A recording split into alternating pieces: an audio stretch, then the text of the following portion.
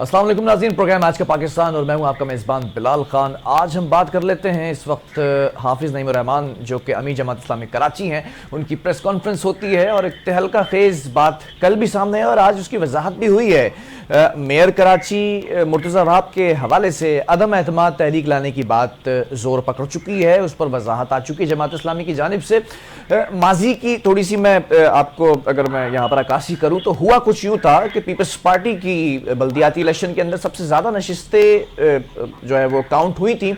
उसके बाद मेयर कराची मुर्तज़ा वहाब जो है वो मुंतखब हुए। फिर उसके बाद एक रूल था कि 6 महीने के अंदर आपने किसी भी यूनियन काउंसिल से जो है वो इलेक्शन लड़ना है, फिर उसके अंदर भी कामयाबी हुई। अब ये जो बिल पास कराए जा रहे हैं यूनियन काउंसिल्स के जो इजलास होते हैं उसमें, उस पर भी एतराज़ात थे हाफिज़ नईम साहब को।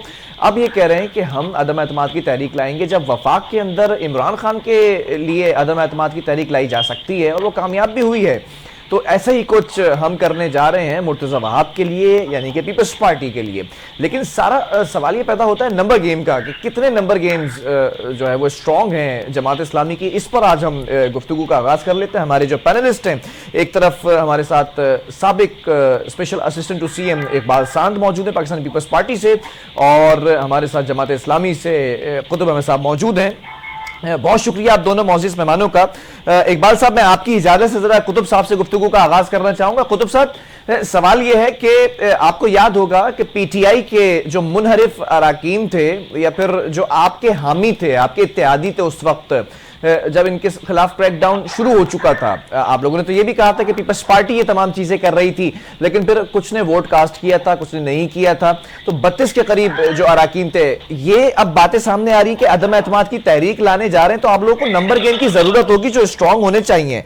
नंबर गेम के हवाले से जरा बताएं कि कैसे कंप्लीट करेंगे नंबर्स। अच्छा जी, बिस्मिल्लाहिर्रहमानिर्रहीम। कुछ आवाज में डिस्टॉर्शन है मेरी, आई होप कि मेरी आवाज आपको आ रही होगी। जी जी जी। देखिए, मेरा ये ख्याल है कि ये नंबर्स तो बहुत ही क्लियर थे उस वक्त भी, जब हमने उस वक्त इलेक्शन में पहले मेयर के इलेक्शन के अंदर थे और वहां पे जमात इस्लामी की अक्सरियत थी, PTI के जो लोगों ने हिमायत की थी उसके साथ, और उसमें पीपल्स पार्टी ने अपना, क्योंकि वो हुकूमत में थे, सिंध गवर्नमेंट में थे, और पीपल्स पार्टी की जो मुस्तकिल रवायत रही है कि फस्तायत करने की और इलेक्शन को नेल डाउन करने की, उसको इस तरीके से लेके चलते जैसे उनके घर की कोई कहते हैं ना कि लॉन्ड्री की तरह इलेक्शन को ट्रीट करते हैं। तो वही कुछ उन्होंने उस इलेक्शन के अंदर भी किया।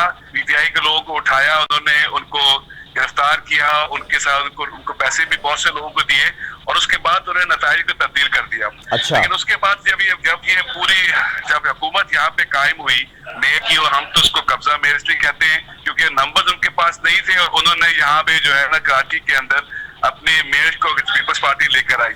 लेकिन उसके बाद हुआ ये कि यहाँ पे पीपल्स पार्टी ना कोई बजट पेश किया है अपने सिटी काउंसिल के अंदर, बजट को यहाँ पे अप्रूव करवा इस वक्त क्या जो कि जिस टाइम के ऊपर बल्दिया एग्जिस्ट करती थी और जब उसने काम करना शुरू किया उससे कुछ दिन पहले उन्होंने बजट को एक अप्रूव करके, एडमिनिस्ट्रेटिवली बजट को अप्रूव करके कराची के अंदर उन्होंने काम शुरू कर दिया। हमारा ये मुतालबा था कि बजट को जो है वो काउंसिल के अंदर पेश किया जाए, प्रॉपर अप्रूव किया जाए, उसके बाद चीजों को आगे लेकर चला जाए। और पूरा कराची ये जानता है कि इस वक्त हाफिज नईम रहमान साहब को उसने वोट किया था और हाफिज नईम रहमान साहब ही कराची के मेयर हैं।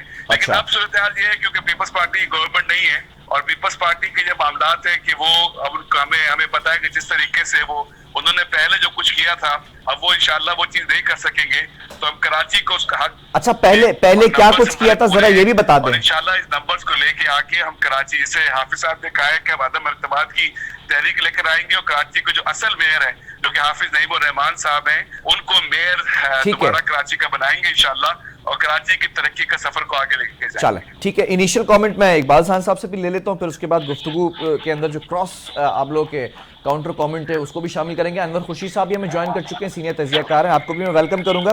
इकबाल खान साहब, जरा सवाल ये है, नंबर गेम की बात हो रही है, हम इसके ऊपर तवील गुफ्तगू करते रहे हैं माजी के अंदर भी। मुझे याद है कि जब इलेक्शंस हो रहे थे तब भी नंबर गेम की बात थी, इलेक्शंस हो चुके थे तब मेयर मुंतखब करने की बात थी, तब भी नंबर गेम्स के हवाले से काफी हमारा तवील जो है वो डिस्कशन हुआ है। अभी अदम एतमाद की तहरीक ला रहे हैं, ये तो कह रहे हैं कि जो 32 लोग हैं हमारे उठाए गए थे अब वो भी वापस आ रहे हैं, तो आप लोग, आपके पास हमेशा इनसाइड सोर्सेज होती हैं, क्या खबरें हैं, कामयाब हो जाएगी जमात इस्लामी? बहुत शुक्रिया बिलाल, आपको सर एहतराम के साथ कुतुब भाई को, खुर्शीद साहब को, सबको अस्सलाम वालेकुम। देखिए, इसमें दो बातें बड़ी अहम है। जमात इस्लामी की बात करेंगे, हमारे 32 तो इनके तो थे नहीं, अच्छा आज भी इनके नहीं है। आपने देखा होगा कल भी झगड़ा हुआ है पीटीआई के दोस्तों के दरमियान। अच्छा अब इसमें समझने की बात यह है कि चलिए जी एक लम्हे के लिए मान लेते हैं कुतुब भाई ने ऐसी स्टोरी सुनाई जिसे सोने से पहले जो है अम्मी बच्चे को सुनाया करती हैं कि यूं हुआ था बेटा, डाकू आए थे, डाकू ने गोली चलाई थी, शेर मर गया था। तो ये स्टोरियां नहीं चलेंगी। बात ये है कि देखें, इसको समझना पड़ेगा कि चले जी अगर पीटीआई के दोस्तों को अगवा किया गया था उसके बाद ही आजाद थे, चले जी पीटीआई के दोस्तों को पैसे दिए, किसको दिए बताए कि बहुत आसान है। तो ऐसे हवा में बातें कर देना। और आज पीटीआई के दोस्त आज आजाद नहीं हुए भाई। पीटीआई के दोस्त जब से निगरान गवर्नमेंट आई है, ऑलमोस्ट 3 महीने तकरीबन होने को है, जब से निगरान गवर्नमेंट आई है, जब से पीटीआई के दोस्त अगर आजाद हैं, अगर हाँ आपको किसी ने पीटीआई के दोस्तों ने ये उम्मीद दिलाई है कि आप अदम एतमाद की तहरीक लेकर आए, हम आपका साथ देंगे, तो मैं समझता हूँ कि उनको ये जमहूरी तरीका है, जमहूरी रिवायत है, आईनी तरीका है। और अगर इस तरह अदम एतमाद जिस तरह खास लाए थे, अगर इस तरह का कोई अदम एतमाद लाते तो हमें से कभी कोई एतराज रहेगा नहीं, ना हम करने की कोशिश करेंगे।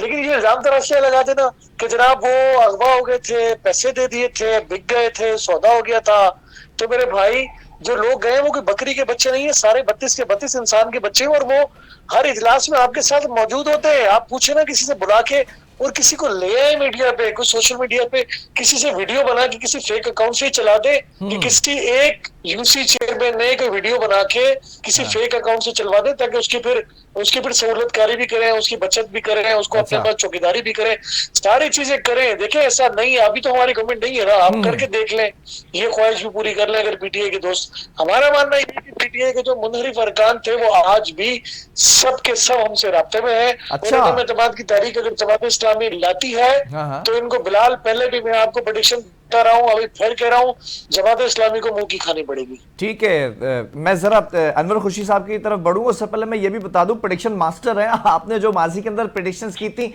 वो हुई जरूर हैं, लेकिन उस पर भी एतराजात रहे हैं जमात इस्लामी के। मैं उसकी तरफ भी बढ़ूंगा कुतुब साहब से सवाल। अनवर साहब वेलकम करूंगा आपको। जरा सिचुएशन इस वक्त इस तरह बिल्ड हो चुकी है, माजी की सिचुएशन से आप बखूबी वाकिफ होंगे। बल्दियाती इलेक्शन से एमक्यूएम ने बॉयकॉट किया था, एमक्यूएम का ये नैरेटिव बिल्ड हुआ कि जो है वो हमारे बॉयकॉट करने की वजह से पीपल्स पार्टी को जो है वो एक मेयरशिप मिली है, फिर मैंडेट कम रहा था, जो वोटिंग उनका रेशो था, टर्नओवर था, वो तमाम चीज़ें। लेकिन जमात इस्लामी को ये शिकवा रहा था कि हमारी सीट्स को चुराया गया है। लेकिन इन दी एंड इलेक्शन कमीशन सिंध भी गए, पाकिस्तान भी गए, तमाम चीज़ें की। इन दी एंड अब ये अदम एतमाद की तहरीक लाने वाले हैं। तो सिचुएशन इस तरह बिल्ट है कि पीटीआई के जो मुनरिफ अराकीन थे, हाफिज साहब ये दावा कर रहे हैं कि अब हमारे साथ हैं, लेकिन इकबाल साहब ये बोल रहे हैं कि वो तो अभी भी हमारे साथ राब्ते में हैं। ये अदम एतमाद की तहरीक कुछ फेमिलियर नहीं है खान साहब वाली तहरीक से, तो क्या लगता है कामयाब होगी क्या? बिस्मिल्लाहिर्रहमानिर्रहीम। एक तो जी ये समझ नहीं आती कि यूनियन काउंसलर से लेकर सदर पाकिस्तान तक ये क्यों इन्होंने गुड्डी गुड्डे का खेल बनाया हुआ है। ये आंख मचोली, छुपन छुपाई, ये सारी चल रही है पिछले कई सालों से। मेरे गेस्ट को नहीं जा रही है, इस पर भी थोड़ा सा जो है वो टेक्निकल इशू को रिजॉल्व किया जाए। अनवर साहब प्लीज कंटिन्यू कीजिएगा। जी मेरी आवाज आ रही है? जी जी जी मेरी आवाज आ रही है? जी कंटिन्यू करें अनवर साहब। जी मेरी आवाज आ रही है? जी बिल्कुल, मैं आपको सुन सकता हूं, आप कंटिन्यू करें। जी तो मैं ये कह रहा था, ये जो उन्होंने आंख मचोली और छुपन छुपाई ये लगाई हुई है काउंसलर लेवल से लेके सदर पाकिस्तान लेवल तक, ये मुल्क के लिए इंतहाई जो है ना वो तनज़ली की तरफ जाना, सियासत के हिसाब से मुल्क जमहूरियत के लिहाज से मुल्क जो है ना वो नीचे जा रहा है, मुसलसल नीचे जा रहा है। बड़ी अच्छी जगह पे मुल्क पहुंच चुका था, मगर ये नीचे जा रहा है। जब मुल्क नीचे जा रहा है, उसी तरह ये शहर भी जो इग्नोर हुआ है। खास तौर पे जो कराची शहर है वो इग्नोर हुआ है पिछले कितने सालों से, ये कम से कम कोई 15-20 साल हो गए। ठीक है, अगर हम देखें कि अभी हम देखें, एक दफा जो नेमतुल्लाह साहब थे उनके दौर में और उसके बाद मुस्तफा कमाल के दौर में काफी तरक्की की कराची शहर ने, ठीक है, बल्दियाती तौर पर। ठीक है। इसके अलावा मेयर उनका, हुकूमत उनकी, लोकल में आगे आगे काउंसलर लेवल तक कोई किसका यहाँ काम होगा, ये काम नहीं होगा। एक सड़क बनती है तो सड़क बनते बनते एकदम सड़क गायब हो जाती है, कहते हैं जी ये दूसरी, यहाँ पे यूनियन काउंसिल दूसरी है, यहाँ पे टाउन दूसरा आ गया, यहाँ पे डिस्ट्रिक्ट दूसरा आ गया। तो वहां पे इतनी सख्त परेशानी हुई है इस कराची शहर को और अभी तक चल रही है। ये तो होगी एक बात। दूसरी बात जो इसकी कर रहे हैं हम कि ये जो वोट ऑफ नो कॉन्फिडेंस, तरीके एतमाद जो आनी है, तो इसका तो वही है, अगर तरीके एतमाद उन लोगों ने लानी है जिन लोगों ने इन 32 अरकाने से इसको बल्दियात को गायब किया था और वोट को उन्होंने नहीं डाला था, वो भी आ जाएंगे और पीपल पार्टी के भी टूट जाएंगे और तहरीक इंसाफ वाले भी आ जाएंगे और हाफिज साहब को वोट मिल जाएगा। ये हो जाएगा। अगर वो ला रहे हैं तो इसका मतलब है कोई ना कोई कहानी होगी। अच्छा। वैसे हवा में कोई नहीं मारता। ठीक है, ठीक है। जरा कुतुब साहब, सवाल यहाँ पर यह है कि आप लोगों ने कहा था कि अगर हमें मेयरशिप, मुझे याद है वो जुमले, आप दोनों ही पैनलिस्ट थे, एक तरफ इकबाल साहब थे, एक तरफ आप थे। आपने कहा था कि अगर हमें ये कुर्सी नहीं भी मिलती है मेयर की, अगर हाफिज साहब शेरवानी वैसे तो पहनेंगे, आप कॉन्फिडेंट थे, लेकिन अगर नहीं भी पहनेंगे तो हमारे जो यूनियन काउंसिलर्स होंगे वो काम करेंगे। तो अभी आपके पास एक मेजॉरिटी तो है ना, अक्सरियत तो है, तो आपकी जो इस वक्त यूनियंस हैं, जो काउंसिल्स हैं, उसमें कोई काम हो रहा है, कोई बेहतर तरीके से कुछ बल्दियात के अंदर दिखाई दे रहा है, या फिर सिर्फ अभी सारा फोकस अदम एतमाद पर है कि किसी तरह हाफिज साहब दोबारा मेयर बन जाएं? अच्छा जी, मेरे ख्याल से पहले तो मैं जो इकबाल भाई हमारी बात कर रहे थे उसके बारे में थोड़ा सा बयान कर दूं जी प्लीज। राव अनवर साहब ने जो कुछ बयान कराया है पिछले एक इंटरव्यू के अंदर, और हम तो कहते हैं ना घर का बेटी जिस तरह लंका ढाता है, वो सब बातें बता दी है कि पैसा किस तरह आए, कहाँ गए और किस किस तरीके से पीपल्स पार्टी ने पैसा बनाया है। और यही वो पैसा है कि जो कि ये मुख्तलिफ जगहों के ऊपर इस्तेमाल करते रहे। अच्छा। चाहे वो कौमी इलेक्शन हो, चाहे वो बल्दियाती इलेक्शन हो, लोगों को खरीदते रहे। लेकिन अच्छा। जो बात आपने अभी कही उसका जवाब यह है कि हमारी तो पूरी की पूरी, हमारे पास 187 और 90 करीब यूसीज है और हर हमारा कारकुन, हर यूसी का जो चेयरमैन है वो भरपूर तरीके से काम भी कर रहे हैं, अवाम के दरमियान है, और जितनी रिलीफ हम दे सकते हैं वो सारी की सारी चीजें हम करने पे लगे हुए हैं। इस वक्त हमारे पास 9 टाउन है कराची के अंदर, और टाउन का चेयरमैन और टाउन के चेयरमैन की टीम जो है ना वो भरपूर तरीके से प्लानिंग भी कर रही है। अभी 3 महीने हुए हैं इनको अपने पूरा चार्ज लिए हुए और चीजों को करते हुए, लेकिन एक बहुत बड़ी तब्दीली वो लेके भी आ रहे हैं। नॉर्थ हैदराबाद टाउन के अंदर और बाकी इलाकों के अंदर भी लोगों ने बहुत जबरदस्त काम करना शुरू किया है। लेकिन बुनियादी बात यह है जो मैं कहना चाह रहा हूँ और ये बात समझने की है कि पीपल्स पार्टी जो कि जमहूरी रवायात की हामी बनती है और जमहूरी रवायात की बात करती रहती है, लेकिन बुनियादी बात यह है कि जब कभी भी जमहूरियत की बात आई है, सबसे ज्यादा जमहूरियत का नुकसान जो है ना वो पीपल्स पार्टी ने दिया है। ये सब हम सब लोगों को ये बहुत ही क्लियरली पूरे पाकिस्तान की आवाम ने देखा है। यानी कि अभी भी जब यहाँ पे वर्ल्ड कप के अंदर टूर्नामेंट हो रहा था और पाकिस्तान, उसका साउथ अफ्रीका का और उसका मैच रहा था पाकिस्तान का, साउथ अफ्रीका ने 400 रन बनाए, पाकिस्तान ने 200 रन बना के जीत लिए, तो पूरे सोशल मीडिया पे ये बात थी कि जिस तरह कराची का इलेक्शन हुआ है उसी तरीके से आज पाकिस्तान ने ये कामयाबी हासिल की। लेकिन एक मजाक था कि पूरे सोशल मीडिया पे सब मौजूद था। पूरे पाकिस्तान के अंदर हर फर्द से, हर बच्चे से, हर कॉलेज के स्टूडेंट से आप पूछते हैं, वो यही कहता है कि कराची के इलेक्शन के अंदर, मेयरशिप के इलेक्शन के जिस तरीके से जमहूरियत की को तबाह किया गया वो सबने देखा है। बच्चा कराची का कहता है कि मेयर तो हाफिज नईम उर रहमान साहब हैं। देखिए, मैं जो आपसे बात कहना चाह रहा हूँ कि इस वक्त कराची की उम्मीद जो है वो जमात इस्लामी है, उम्मीद जो है ना वो हाफिज नईम उर रहमान साहब है, और इसी के जरिए से, इसी बात को, हम किसी को छोड़ने वाले नहीं है। हम कराची को ना छोड़ेंगे ना कराची के साथ। अच्छा, कुतुब साहब इशू है क्या, बेसिकली इशू है क्या मुर्तजा साहब से जो मेयर कराची है इस वक्त? देखिए, इश्यू तो ये है कि वो लोगों ने उनको इलेक्ट नहीं किया है। 9 लाख वोट जो है वो जमात इस्लामी और उनके इत्तेहादियों को मिले हैं, 3 लाख वोट पीपल्स पार्टी को मिले हैं। उन्होंने जमहूरियत को तबाह किया है, और कितने अरसे तक ये एडमिनिस्ट्रेटर कराची के रहे, कराची के अंदर कोई डेवलपमेंट नहीं हो सकी, कोई प्लान नहीं दे सके। आप देखिए ना, कराची दुश्मनी की इंतहा ये है कि जो बजट है वो भी काउंसिल से अप्रूव नहीं करवाया गया। कल जो इजलास हुआ है परसों जो सिटी काउंसिल का, उसमें यही बात कहते रहे कि जी बजट को पेश करें आप और यहाँ से प्रूफ करवाएं, उसके बाद काम लेके चले। लेकिन वो बजट को काउंसिल से प्रूफ करवाने को तैयार नहीं। जमहूरी पार्टी है, वो कहती है कि जमहूरियत में यकीन रखते हैं, लेकिन जमहूरियत मुताबिक जो भी बजट होता है वो किसी जो असेंबली से होता है या काउंसिल से अप्रूव होता है, लेकिन उन्हें अप्रूव करना जो है ना गवारा नहीं कर रहे, वो कहते हैं हम इसमें अप्रूव नहीं करेंगे। तो ये कराची दुश्मनी है तो क्या है? पीपल्स पार्टी की शरिश्त में है कराची दुश्मनी। वो सिंध को तबाह करना चाहते हैं, जिस तरीके से उन्होंने पूरे सिंध के जो कुछ किया है वो किसी से आया नहीं है, सबको पता है क्या कुछ पीपल्स पार्टी का। चले मैं पूछ लेता हूँ, मैं पूछ लेता हूँ इकबाल साहब, बजट काउंसिल से अप्रूव नहीं हो रहा है, ये तो शिकवा है जमात इस्लामी का, जरा काउंसिल में तो बजट पेश किया जाए ना, ताकि वो उस पर मुशावरत हो, बहस हो, एक जमहूरी अमल हो। ये तो मैं क्या बयां करूं इस तकलीफ के बारे में। देखें, बात पता है क्या है बिलाल, इसमें ये समझना पड़ेगा कि मेरे भाई कुतुब, बहुत एहतराम के साथ मैं बहुत इज्जत करता हूँ कुतुब भाई की, कुतुब भाई ने राव अनवार का जिक्र किया। राव अनवार का जिक्र करते करते शायद ये भी कहते थे कि राव अनवार ने मारवाए अदालत जो कत्ल किए उनका भी जिक्र कर लेते। अभी आज सुप्रीम कोर्ट में किसी सहाफी ने सवाल किया सुप्रीम कोर्ट के बाहर बिलावल साहब से, तो बिलावल साहब राव अनवार के बारे में, तो बिलावल साहब ने कहा कि मुझे किसी ने मैसेज किया था कि मियाँ साहब की जानिसार, तो उन्होंने कहा बशीर मेमन और राव अनवार। तो ये हम समझते हैं बच्चे नहीं है, ये सारे इल्जाम जरदारी साहब को 12 साल रखने के बाद आप इकबाल साहब याद माजी अजाब यारत कुछ याद दिलाऊं, अलाउ मी मैं कुछ याद दिलाना चाह रहा हूँ। जरदारी साहब का एक टॉक शो था, इंटरव्यू था, राव अनवार के बारे में क्या कहते रहे, क्या कहा, किस तरह उन करते थे, बच्चा है मेरा, if I am not wrong, Qutub साहब सही कह रहा हूं मैं?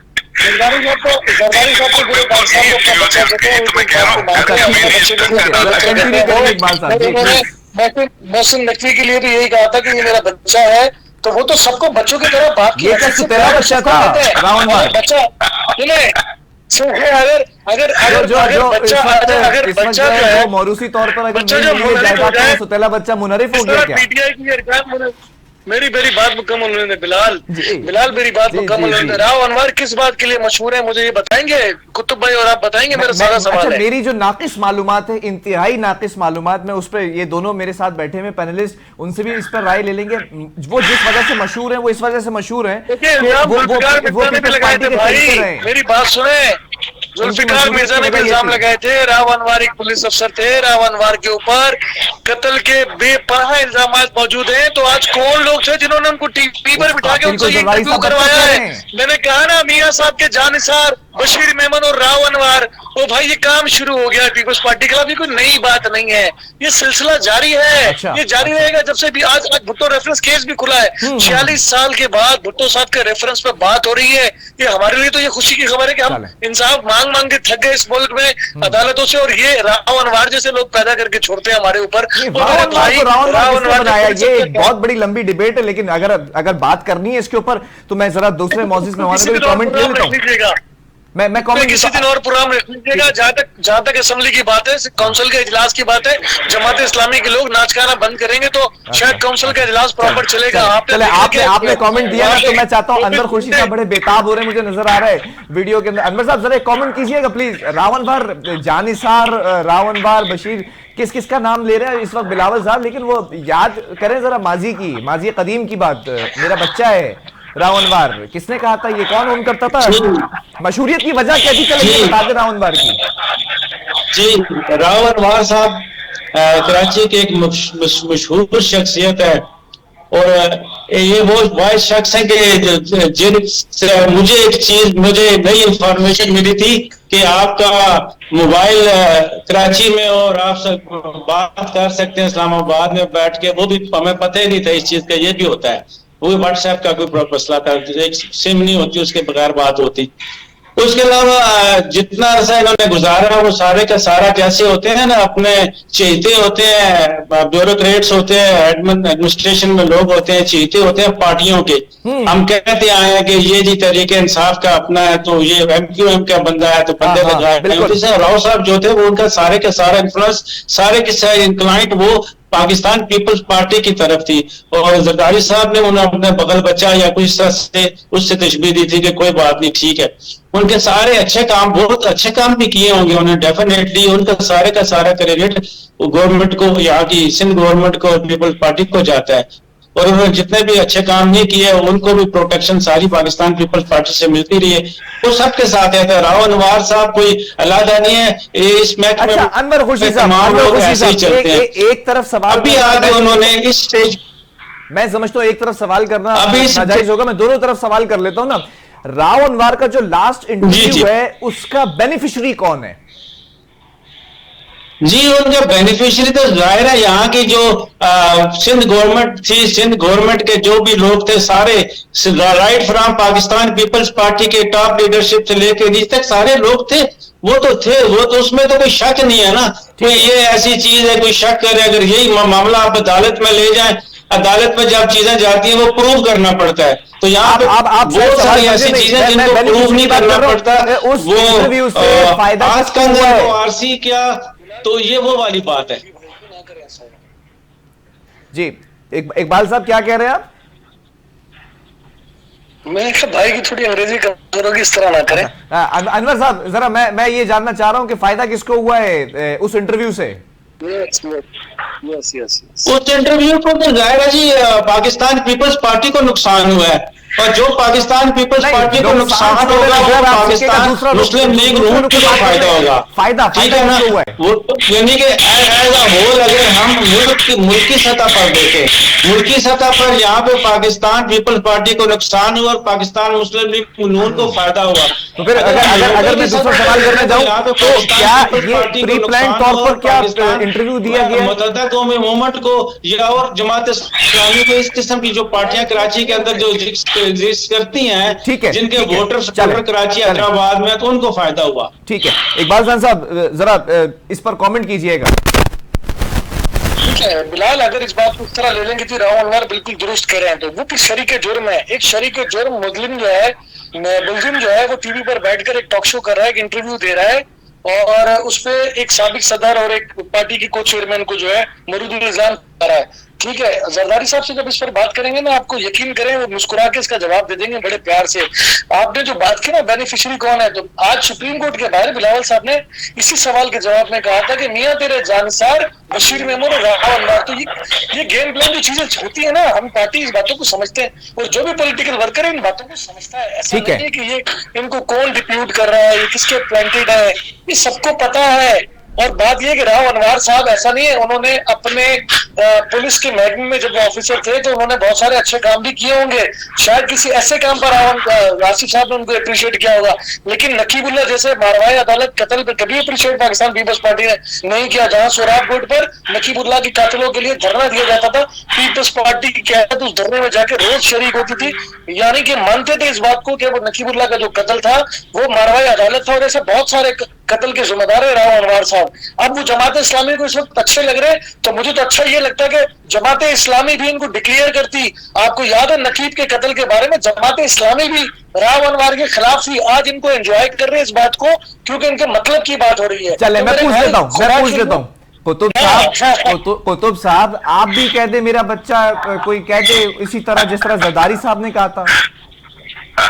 देखिए जी, मैं तो सीधे पहले ये बात कही थी कि मेरे घर का बेदी जब किसी और तरफ जाता है और जो हरकतें की जाती है तो यही कुछ होता है कि जो कुछ सामने अभी हो रहा है। अच्छा। लेकिन कराची के जो लोग हैं, जो कराची के अवाम है या पाकिस्तान की जो अवाम है, वो तो इतना बेचारे सह चुके हैं और इतनी उन्हें तबाह बर्बादी बर्दाश्त की कि जब आनवर साहब जो मैंने जिक्र किया, ये तो टीवी में इंटरव्यू आया है ना, लेकिन जो पिछले सालों के अंदर वो पुलिस की वर्दी के अंदर जो कुछ करते रहे, किस तरीके से बहरिया की जमीनों को उन्होंने वहां पे खाली करवा के बहरिया टाउन के हवाले किया, किसको नहीं पता। पूरे जाए उन गोठों के लोगों से पूछें कि किस तरह वो आते थे, और उस वक्त तो सिंध की हुकूमत थी ना, और वो पुलिस के हुक्मरान थे, वो पुलिस के जो एसएसपी थे, और क्यों करते थे नहीं। अगर ऐसी बात है ना, अगर ऐसी बात है कुतुब साहब, जी जी बिलाल भाई मेरी बात सुनिएगा सर। बात ये है कि इकबाल भाई अभी कह रहे हैं ना कि वो मारवाई अदालत कत्ल क्या करता था, तो जब वो मारवाई अदालत कत्ल करता था तो हुकूमत किसकी थी? हुकूमत तो सिंध हुकूमत की थी ना, और वो सिंध हुकूमत के मातहत एक अफसर था, और उसके बावजूद उसके तरीके से वो जिस तरीके से कत्लो गारतगिरी करता था, और जिस तरीके से वो जमीनों पे कब्जे किया करता था, और जिस तरीके से वो पैसा जिसे उसको बचाया करता था, तो उस वक्त सिंध हुकूमत ने क्यों उस पर अमल नहीं किया? अब तो वो कह रहे हैं बराबर साहब जाके कि वो नवाज शरीफ के वो जो है वो बरस्तार थे या कुछ थे, लेकिन उस वक्त तो सिंध हुकूमत थी ना, और अच्छा मुझे एक बात बताएं ना कुतुब साहब मुझे एक बात बताएं कि कल मेरे प्रोग्राम के अंदर तर्जुमान बिलावल भुट्टो जरदारी जुल्फकार बदर ने ये कहा, जब उसने सवाल किया इस हवाले से, तो उन्होंने कहा अगर तो प्रूफ है राव अनवार के पास तो अदालत जाएं, बात करें, बिना प्रूफ के तो ये इल्जामात हो गए। तो आप लोग की कुछ इतलात हैं कि कोई प्रूफ के साथ बात कर रहे हैं वो, या कोई स्क्रिप्टेड जो है वो स्क्रिप्ट पढ़ के सुना रहे हैं? मैं आपको बताता हूँ बिलाल, मैं आपको बताता हूँ, हमने तो यहाँ पे कराची की जमीनों के ऊपर बहुत बड़ा काम किया है, और जिस तरह सोसाइटी के ऊपर कब्जे होते हैं, जिस तरह मजलूम कराची के लोगों के घरों पे कब्जे कर लिए जाते हैं, सोसाइटीज पे कब्जा कर लिया जाता है। अच्छा। सिस्टम के नाम के ऊपर यहाँ पे पूरा एक जो है ना एक अजीब निजाम जो सामने नजर आता है कि सिस्टम करता है, और सिस्टम के बारे में बात करें तो एक एक बच्चा जो कि वहां पे जिनके घर है वो सबको पता है कि उस सिस्टम को कौन गवर्न करता रहा है, और किस तरीके से जो है इस सारे चीज के ऊपर पीपल्स पार्टी के लोग किस तरीके से उसमें इन्वॉल्व रहे हैं और क्या कुछ करते रहे। तो ये किसी धक्की चुप्पी बात नहीं है, मैं तो खुद फर्स्ट हैंड नॉलेज मेरे पास है कि किस तरीके से यहाँ पे जमीनों पे क्या कुछ होता है। मैं आपके सामने अभी 40 से 50 सोसाइटीज के नाम ले सकता हूँ कि जिनके ऊपर जो कब्जे किया गया है, लोगों की जो ना जायदादों को जिस तरह से हड़प किया गया, ये सबको पता है। और कौन लोग करते रहे? यही सब करते रहे जो कराची की दुश्मनी की बात करते हैं, जो मैं कह रहा हूँ आपसे। तो अब तो सूरत-ए-हाल ये है कि कराची के अवाम बिल्कुल इस वक्त वो हो चुके हैं, उनको जो है ये बात सामने आ चुकी है, और बिल्कुल सबको पता है कि कौन इस वक्त पाकिस्तान और कराची के साथ जो कुछ कर रहा है। इसलिए तो हमने जो अदम की बात की है, हम जो उसको लेके आ रहे हैं इस वक्त, और कराची के अवाम को उनको हक दिलाने की बात हम कर रहे हैं, और इंशाअल्लाह हम इसके कराची के अवाम को हक भी दिलाएंगे। लेकिन कुतुब साहब चले आपने अपनी गुफ्तगू का जो इख्तिताम है वो इस पर किया, अदम एतमाद पर। अदम एतमाद के लिए जरा कमेंट तो करते, साथ जुज़वी तौर पर सवाल इसको समझ लें कि नंबर गेम कंप्लीट कैसे करेंगे। इकबाल साहब ने तो फिर से कह दिया कि मेरे पास सोर्सेज हैं कि पीटीआई के वो लोग इनसे भी राब्ते में हैं। देखिए जी, मैं तो नंबर गेम मुझे प्रूफ करने की जरूरत ही नहीं है, वो तो आप नंबर्स उठा के देख ले काउंसिल की कौन किस तरफ है, कितने किसके मेंबर्स हैं, आपको पता चल जाएगा कि नंबर गेम किसके पास मौजूद है। और देखिए बात ये है कि अब जो है वो सारी चीजें जो पीपल्स पार्टी पहले करती रही थी इंशाल्लाह वो नहीं कर सकेगी। जो मेंबर्स काउंसिल के अंदर मौजूद हैं और जो काउंसिल के बाहर पूरा कराची मौजूद है, वो हम सब जानते हैं कि हमें क्या करना है और क्या नहीं करना। इंशाल्लाह इस चीज तहरीक को हम आगे लेके जाएंगे। और एक और बात बता दूं, इस वक्त 8 से 10 सीटों के चेयरमैन के इलेक्शन के जो है वो जो केसेस हैं वो सुप्रीम कोर्ट में पड़े हुए हैं, जिसमें हम जीत गए थे और नतीजों को तब्दील किया गया, जिसमें 6 औरंगी की सीटें हैं, एक गुलशन इकबाल की सीट है, उसके अलावा भी 2 सीटें ऐसी हैं। और ये सारी वो चीजें हैं जो सुप्रीम कोर्ट में सब केसेस मौजूद हैं। जैसे ही वो केस हमारे हक में फैसला आएगा, नंबर्स चेंज हो जाएंगे बिल्कुल, और जमात इस्लाम पे को शायद किसी जो है ना इत्तेहादी की जरूरत भी ना पड़े। तो इंशाल्लाह हम कराची के लिए खड़े हैं और इंशाल्लाह पाकिस्तान को उसका हक दिला के रहेंगे। ठीक है, अनवर खुर्शीद साहब जरा इस पर कमेंट कीजिएगा। कराची के अंदर पता चल रहा है कि एक सिस्टम है वो बड़ा एक्टिव है, पूरे सिंध की बात हुई है, लेकिन ये सिर्फ जराए से ये पता चल रहा है और कयास आराइयाँ इसको समझ लें विदाउट किसी प्रूफ के। ज़रा आपकी नॉलेज क्या है, क्या कोई सिस्टम ऐसा है जो ज़मीनों पर कब्जे भी करता है, करवाता भी है, जो पुलिस को पॉलिटिसाइज भी करता है, जो असिस्टेंट कमिश्नर्स हैं, डिप्टी कमिश्नर्स हैं, उनको भी जो है वो असरअंदाज करता है? क्या ऐसा कोई सिस्टम है जो एडमिनिस्ट्रेशन के ऊपर हावी है? जी, ये जो जमीनों पे कब्जा होता है, सरकारी जमीनों पे या गैर लोगों की जमीनों पे भी जो होता है कब्जा, ज्यादातर सरकारी जमीनों का मसला होता है। ये सबके मिलने से होता है। किसी एक शख्स को किसी एक शख्स का अरूरी नत भी आ जाए वो नहीं कर सकता। ये मिली भगत होती है, तमाम अदारों की होती है, अदारों के सरबराह होते हैं, वो मिलजुल के कुछ ऐसे होते हैं कि जो प्रेशर में आगे करते हैं, उनको प्रेशर होता कहते हैं हमने भी रहना है, जिंदा रहना, हम क्या करें। तो वो चीजें करके यदि कि वो ऐसे कानून निकाले जाते हैं, ऐसे लेटर निकाले जाते हैं, फेक होते हैं, उसमें से मतलब सबसे मिल मिला के तो ये होता है, और उसकी बेनिफिशियरी वही बड़े लोग होते हैं। आम लोगों को भी थोड़ा अपना हिस्सा मिलता है, तो जो मैक्सिमम बेनिफिशियरी होते हैं वो बड़े लोग होते हैं, जिनको पैसे लाट कर दिया जाता है। ये आप देखें जो बड़े बड़े प्रोजेक्ट्स आते हैं, प्रोजेक्ट्स में जमीनें लाट कर देती है। जमीनों के जो अलॉटमेंट होती है वो होती है 100 एकड़ की होती है, और प्लाट बिक जाते हैं 1000 एकड़ के। और वो 100 एकड़ जो अलॉटमेंट होती है वो भी ऐसी होती है कि नहीं है, कोई पता नहीं होता। बाद में जब पता चलता है कि वो 100 एकड़ तो नहीं थी, वो 10 एकड़ थी, सिफर वैसे ही लग गया। उस 10 एकड़ के भी बड़े मसले मसाइल होते हैं। तो ये जितने भी काम होते हैं, ये जितने भी जमीनों पे कब्जा माफिया जो भी है, कोई भी या तो ये होता है मिल मिला के होता है, या ये बड़ी पॉलिटिकल पार्टियों का भी शेवा रहा है। ये पहले वो करते रही हैं, तकरीबन तमाम पॉलिटिकल, किसी एक का नाम नहीं लेता, सबके सब करते रहे। तो ये सिलसिला चलता आ रहा है और अभी भी चल रहा है और आज भी ये हो रहा है। इसके लिए कोई बहुत बड़ी कोई तरीका तैयार करेगा, क्योंकि जिन्होंने इस सिलसिले को खत्म करना है, इस चीजों को, सिस्टम को सही करना है, सीधे रास्ते में लेके जाना है सिस्टम को, वही इन्वॉल्व है। तो इसको कौन ठीक कर सकता है? ठीक है, इकबाल खान साहब जरा ये भी बता दीजिएगा, पीपल्स पार्टी को, उसके नैरेटिव को एक डेंट लगा था उज़ैर बलोच के नाम से, और वो तमाम जो स्टोरी 2013, 2014, 15, 16 तक, फिर दूसरा डेंट ये अब रावणवार का पड़ा है पीपल्स पार्टी पे। तो पीपल्स पार्टी क्या लोगों को पहचानने में, कुतुब भाई की बातों से 2-3 बातों में लोगों को पहचानने में क्या गलती कर दी पीपल्स पार्टी? 10 केस हमारे सुप्रीम कोर्ट में लगे और वो हमारे फेवर में जाएंगे। तो कुतुब भाई पहले मुझे ये इस अगले किसी प्रोग्राम में ये बताएंगे कि 10 केस आपके फेवर में जाएंगे, ये आपको बताया किसने? नंबर 1। नंबर 2 ये कि राव अनवर जो घर के बेदी थे, तो राव अनवर घर के बेदी कभी भी नहीं थे। राव अनवर एक पुलिस अफसर थे और उनके खिलाफ जितने भी मारवाए, अदालत, कत्ल हुए, किन लोगों ने उनको छुपा के रखा, किन लोगों ने उनको अपने पास सेफ हाउस में रखा, ये आप जानते हो और मैं भी जानता हूँ। वो जरदारी हाउस या बिलावल हाउस में नहीं थे, वो जहाँ थे पूरा पाकिस्तान वहां जानता है।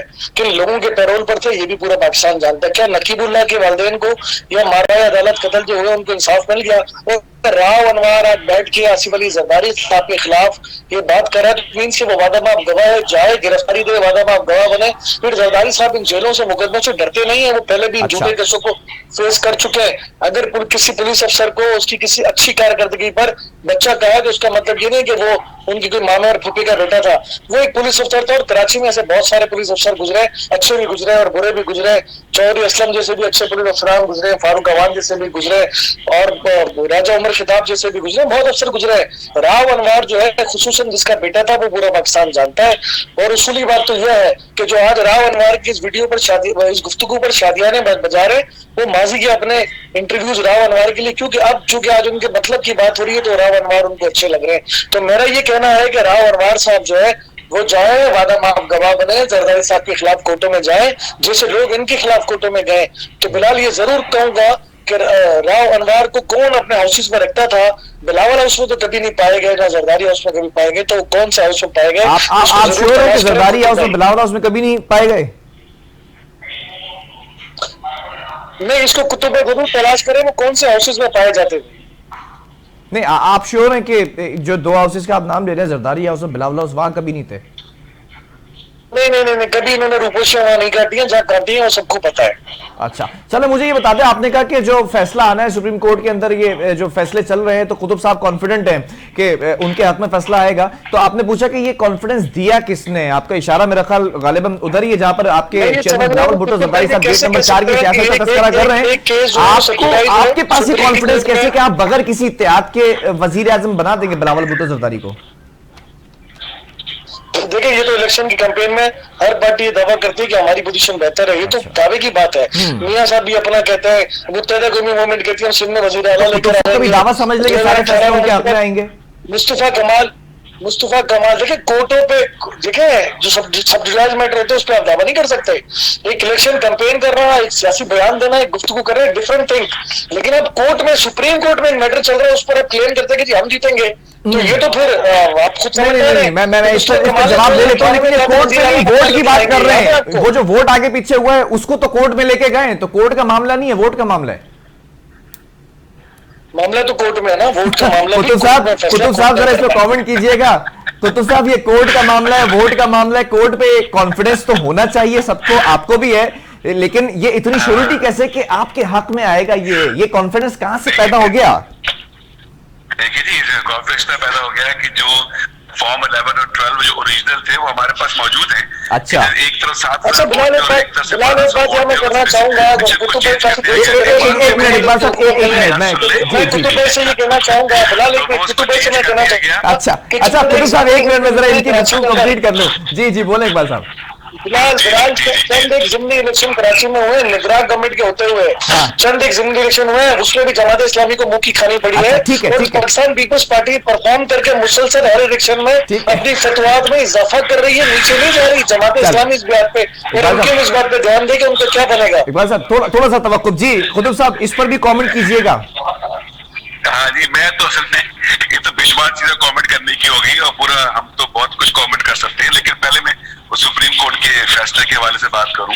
लेकिन ये तो सब वो चीजें हैं कि जिस तरीके से आरओस को, डीआरओस को जिस तरीके से मनूवर किया गया, और वो सब के सब पीपल्स पार्टी के सिंध गवर्नमेंट के एम्प्लॉइज थे और जो कुछ वहां किया गया वो सबको पता है ये बात। हम इस केस को लेकर सुप्रीम कोर्ट गए हुए हैं और हमें सुप्रीम कोर्ट पे एतमाद है कि वो इसके ऊपर सही फैसला करेगी और जो जिसका हक था उसको वो हक दिया जाएगा। और जहां तक इकबाल भाई ने परफॉर्मेंस की बात की है, वो परफॉर्मेंस तो हम देख रहे हैं ना कराची के अंदर कि क्या परफॉर्मेंस है हमारे मेयर साहब की और क्या कुछ यहाँ पे हो रहा है इस वक्त। यानी कि कैफियत ये है कि लोगों को, यानी कि अभी उन्होंने एक प्रेस कॉन्फ्रेंस की थी कि हम ढकने देंगे यहाँ पे, और ढकनों के बाद जो तस्वीरें आई जो किस तरह के ढकने बन रहे थे और क्या हो रहा था पूरा हम सब चीजें जानते हैं। मेरे ख्याल इकबाल भाई को भी ये बात ये पता है कि जो कुछ कराची के अंदर हो रहा है, तो मेरे ख्याल से ये जो खेल है अब ये खत्म होना चाहिए और कराची को और पूरे पाकिस्तान कब तक ला रहे हैं अदम एतमाद की तहरीक?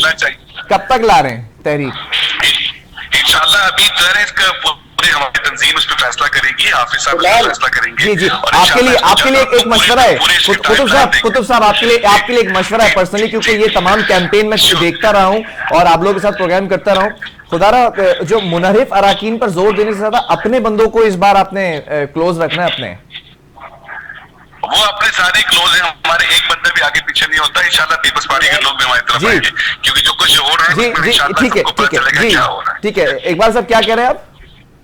फिलहाल मैं आखिरी कमेंट करूंगा कुतुब भाई के लिए कि 8 फरवरी को अल्लाह के हुक्म से अगर इलेक्शन हो जाता है, और उम्मीद तो यही है कि हो जाएगा, और 8 फरवरी के बाद फिर जमात इस्लामी, कुतुब भाई को मुझे लीजिएगा, फिर जमात इस्लामी फिर हम करेंगे, सुने फिर हम कहेंगे कि हुकूमत हमारी नहीं थी, हम इलेक्शन जीत गए इंशाल्लाह। चलें ठीक है। अनवर खुर्शीद साहब, आपने गुफ्तगू मुलाहिजा फरमा ली है, ये तमाम गुफ्तगू इसीलिए आपको सुन रहा था ताकि आप कंक्लूडिंग रिमार्क्स यहाँ पर दें कि ये जो कुछ होने वाला अदम एतमाद की तहरीक, आपने स्टार्टिंग में तो कह दिया था कि ये तहरीक कामयाब हो सकती है, लेकिन माजी के अंदर भी ऐसा ही कुछ था कि पाकिस्तान पीपल्स पार्टी ये क्लेम कर रही थी, ये सोर्सेज उनके बता रहे थे। इकबाल जानदी मौजूद थे मेरे प्रोग्राम के अंदर, उन्होंने कहा था कि हमारे साथ भी रवाबित हैं, लोगों के राबते में है, और ये ज़रदारी साहब की पॉलिटिक्स का हिस्सा भी रही है कि कुछ ना कुछ बैक एंड पे मामला चल रहे होते हैं बिहाइंड द कर्टन्स। तो आपको क्या लगता है फाइनली के मुर्तजा बाब साहब अदम एतमाद की तहरीक के बाद जो है वो मेयर नहीं रहेंगे? जी, जो कि पाकिस्तान पीपल्स पार्टी की रविश चल रही है ना, तो पाकिस्तान पीपल्स पार्टी खुद मुनहरफ हो रही है सियासत से। जरदारी साहब की मान के चले तो ये कामयाब है, जरदारी साहब की नहीं मानते, चेयरमैन साहब की बात मानते हैं तो ये नाकाम होते हैं। तो पाकिस्तान पीपल्स पार्टी को चाहिए तो अपने को चेयरमैन जरदारी साहब की बात मान के चलेंगे तो वो कामयाब है।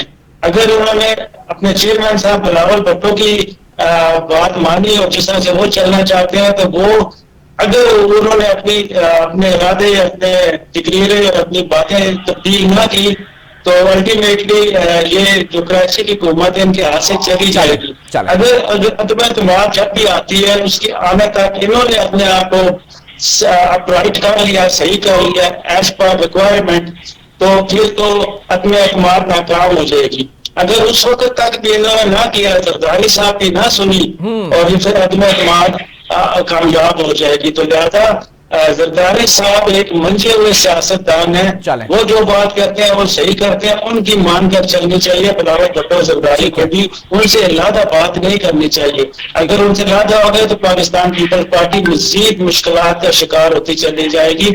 न सिर्फ कराची में बल्कि सिंध में, और न सिर्फ सिंध में बल्कि पूरे पाकिस्तान में। चलें, ठीक है, बहुत शुक्रिया आप तीनों मौजूद मेहमानों का। अब देखना यह है कि अदम एतमाद की तहरीक की बात की जा रही है जमात इस्लामी की जानिब से, पाकिस्तान पीपल्स पार्टी या फिर जियाला मेयर कैसे बचने में कामयाब हो सकेंगे, ये तो पार्टी पॉलिटिक्स से ही और उनकी पॉलिसी बताएगी।